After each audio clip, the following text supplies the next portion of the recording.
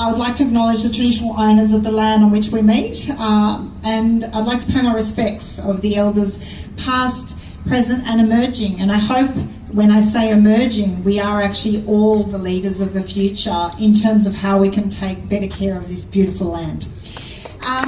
So it is really exciting to see you all here, because for me, you are the quiet Australians. You are that demographic, right?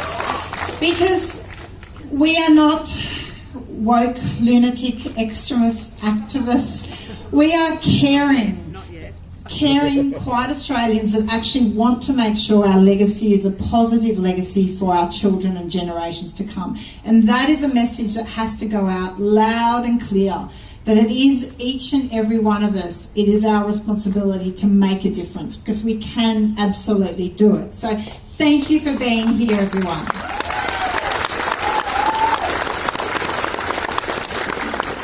Now, I think it's coming on to nearly 12 months to the election, but it's sort of, we've just passed the 12 months of when I officially announced that I was running in the election last year. And I think back to the mindset and the decisions and how life-changing that decision has been for me.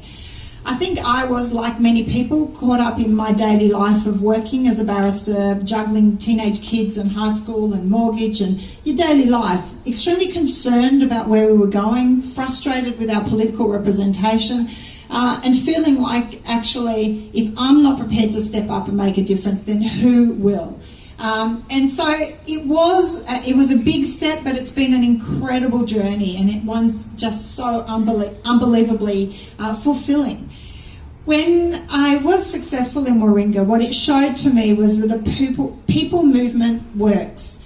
We were successful in Warringah because people wanted it. It started from rallies like this. It started from a movement of people talking across the dinner table, sharing with their neighbours and their network what were they concerned about, what were the issues they were worried about, and what could they do about it. So I hope this is the starting point for many of you to take forward into your network, to your family, to your friends, where you work, everywhere, to talk about it, because it's not enough to say you're worried about climate, you actually have to do something about it.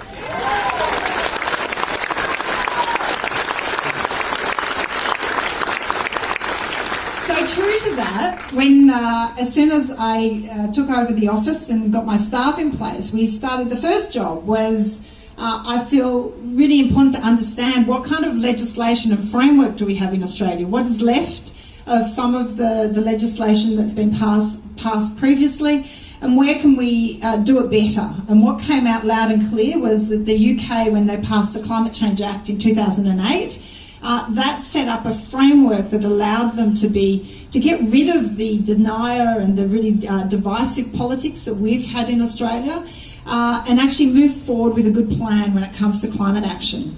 The irony is that the UK have just had a decade of Brexit, and their Climate Change Act has survived that. So if they can do it in those circumstances, surely we can in Australia.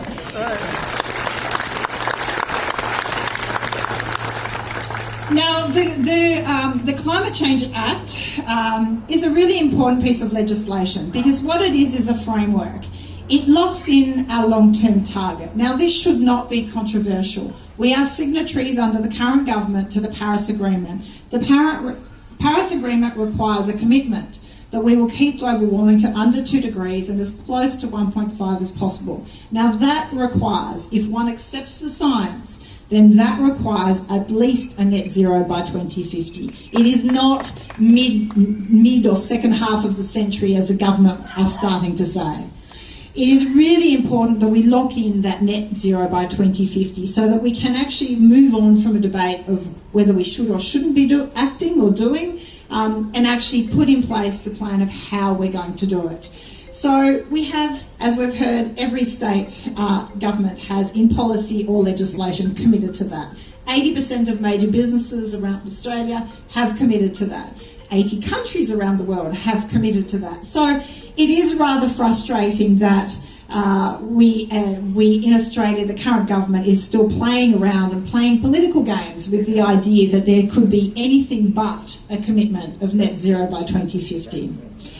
It is something you have to demand. Now, I always make the analogy that locking in a net zero by 2050 is our long-term goal, and we need a framework on how we're going to get there. There will be different ideas and different views from the political spectrum about how and what policies. But what we do need, and I think the Australian people deserve, is accountability.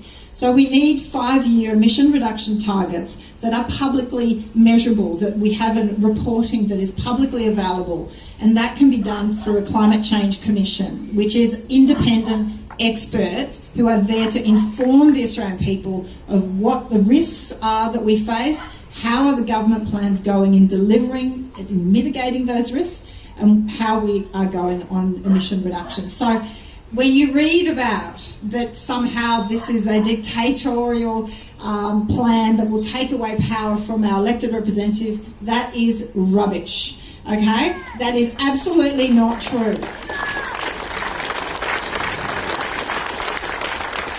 The Climate Change Commission is, think of it as the RBA for climate in Australian policies, where you have actually an independent measure for reporting and for keeping the government of the day to account on how it's delivering.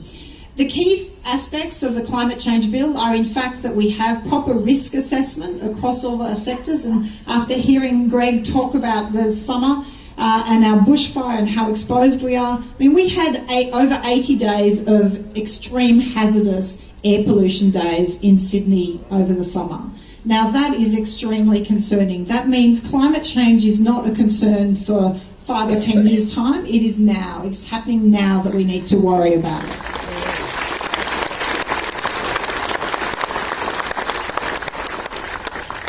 So the language has changed recently. The pressure is working. I can tell you the pressure is working.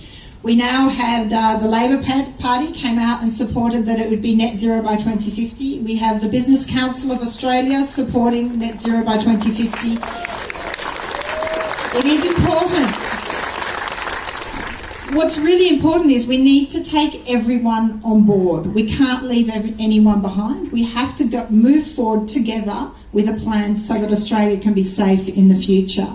So it's been part of my job representing Warringah has been talking to a lot of industry groups, talking to business, talking to health, talking to insurance, talking to transport industry groups to make sure that they are also on board and how will this framework and this legislation work for them, which is really important.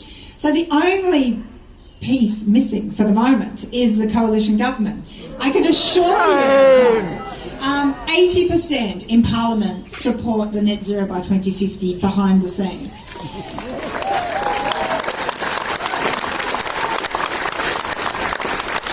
So what I need you to do, and I am only one person, I'm working really hard and I have a team that works amazingly hard, but we do need all of you to help and everyone around Australia. If everyone spreads it to 5 or 10 people and they spread it to 5 or 10 more, we will prevail and we will make a difference. So at the moment, what we need is we need those progressives, backbenchers of the coalition, including the member here in North Sydney, to have some courage. It's not enough to go to an election saying you're going to act on climate, but then fail to do it when you are in government.